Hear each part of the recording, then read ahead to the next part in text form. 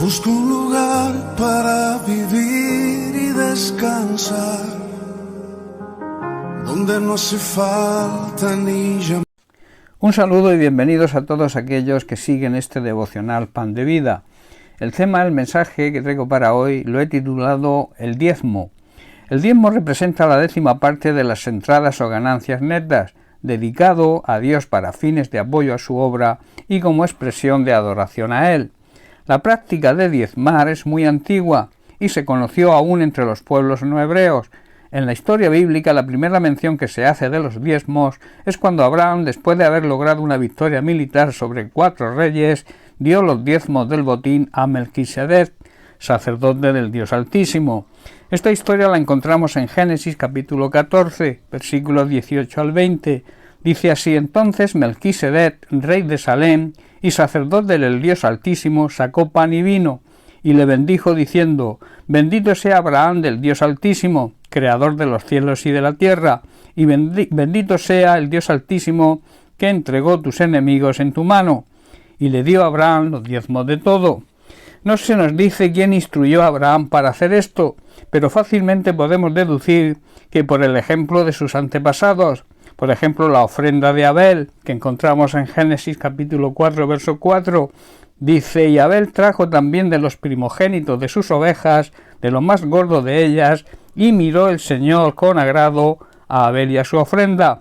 Así que Abraham entendió que esta era una manera apropiada de reconocer la soberanía de Dios sobre todas las cosas. El sacerdote en este caso actuaba en representación de Dios. Este mismo principio, que sirve de base a la costumbre y a la obligación de dar los diezmos, aparece también en el Nuevo Testamento y nos habla de la importancia en cuanto a la motivación, la adoración, la gratitud y la responsabilidad cristiana. En 2 de Corintios capítulo 9, versículos 7 al 8, Pablo dice lo siguiente: cada uno dé como propuso en su corazón, no con tristeza ni por necesidad, o sea, por obligación, porque Dios ama al dador alegre. Y poderoso es Dios para hacer que abunde en vosotros toda gracia, a fin de que, teniendo siempre en todas las cosas todo lo suficiente, abundéis para toda buena obra, o sea, tengáis lo suficiente para ayudar a los necesitados. Y en Lucas capítulo 21, versículos del 1 al 4, Jesús mismo nos habla que Dios mira más la intención y la calidad de un corazón humilde que la cantidad que demos. Dice así: levantando los ojos, vio a los ricos que echaban sus ofrendas en el arca de las ofrendas. El Señor está siempre pendiente de nosotros y mira con qué intención hacemos las cosas. Vio también a una viuda muy pobre que echaba allí 2 blancas y dijo: en verdad os digo que esta viuda pobre echó más que todos, porque todos aquellos echaron para las ofrendas de Dios de lo que les sobra, mas esta de su pobreza echó todo el sustento que tenía. En el sistema mosaico ya se observaba que Dios demanda de su pueblo los diezmos de todo, y que según las palabras del propio Jesús, que veremos más adelante, hoy sigue vigente la obligación de diezmar. En Malaquías capítulo 3, versículos 9 al 11, que es el último libro del Antiguo Testamento, nos dice: malditos sois con maldición, porque vosotros la nación toda me habéis robado. Traed todos los diezmos a la folid, y haya alimento en mi casa, y probadme ahora en esto, dice el Señor de los ejércitos, si no os abriré las ventanas de los cielos, y derramaré sobre vosotros bendición, hasta que sobreabunde. Reprenderé también por vosotros al devorador, al mismo diablo, y no os destruirá el fruto de la tierra, ni vuestra vid en el campo será estéril, dice el Señor de los ejércitos. Los diezmos son del Señor, y cuando se los negamos estamos robándole, y esto impide que recibamos sus bendiciones. Por el contrario, nos traerá maldición. La estaremos llamando. En cambio, si le obedecemos, Él promete derramar bendición hasta que sobreabunde. El diezmo habla de primicias. Dios debe ser lo primero en nuestra vida. Cuando le damos a Dios el diezmo de nuestros beneficios, Él bendice el 90% restante.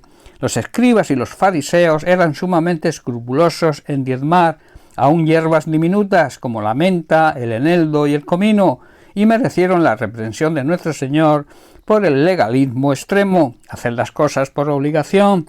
El legalismo está vacío de la debida motivación espiritual. Lo dice en Mateo capítulo 23, verso 23, donde Jesús les dice: «Ay de vosotros, escribas y fariseos, hipócritas, porque diezmáis la menta y el eneldo y el comino, y dejáis lo más importante de la ley, la justicia, la misericordia y la fe». Y aquí las palabras claves: esto era necesario hacer sin dejar de hacer aquello.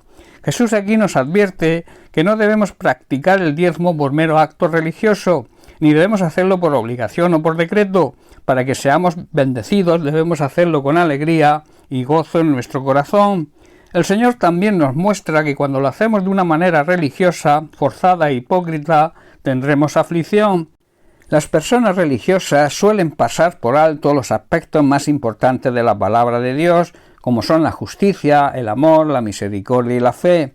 Es cierto y es nuestra obligación diezmar, pero sin descuidar las cosas tan importantes, como he dicho, son la justicia, el amor, la misericordia y la fe en Jesucristo.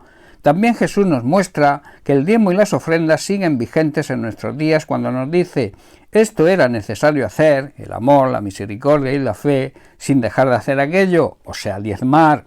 Otra consideración importante: vemos que los israelitas debían dar los diezmos a los levitas, quienes eran la tribu sacerdotal del pueblo, encargados de todos los oficios del templo. Digamos que con parte de los diezmos eran compensados por su trabajo, por su ministerio, pero los levitas a su vez debían dedicar en ofrenda a Dios el diezmo de los diezmos.